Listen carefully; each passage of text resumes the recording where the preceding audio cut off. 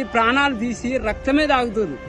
ఈ ధరకు ఇంటికాడ పిల్లలు దాదలేక కౌలుకు కట్టలేక మందు బస్తాలు 2000 రూపాయలకు తక్కువ లేదు. వాడు 10 రూపాయలు తగ్గిమంటే వాడు తగ్గాడు. ఇట్లా రేటు వచ్చే వరకు వాడు చేస్తాడు. చాలా బాధ ఉంది.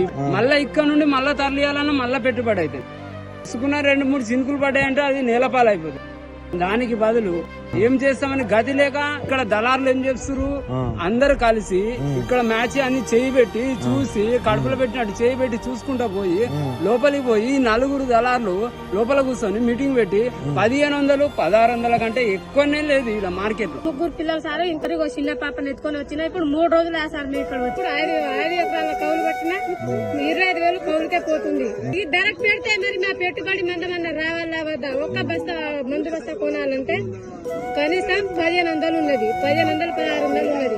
ఉండటానికి 7,000 వరి కోత మిషన్ 2,000 తీసుకుంటారు.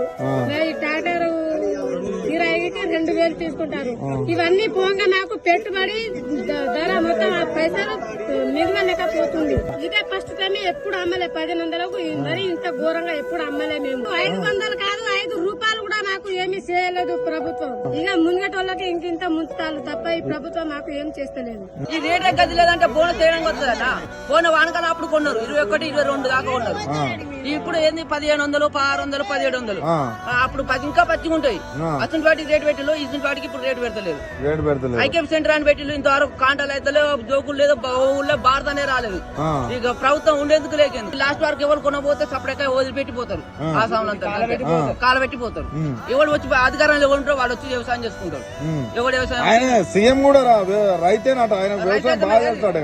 బాగా చేస్తా మరి ఏది మరి ఏది ఒక దుకాణంలో పోతే 10 రూపాయలు తగ్గి అంటే తగ్గాడు. 1500 అంటే 1500 ఇష్టం ఉంటే తీసుకోలేకపోతే లేదంటాడు.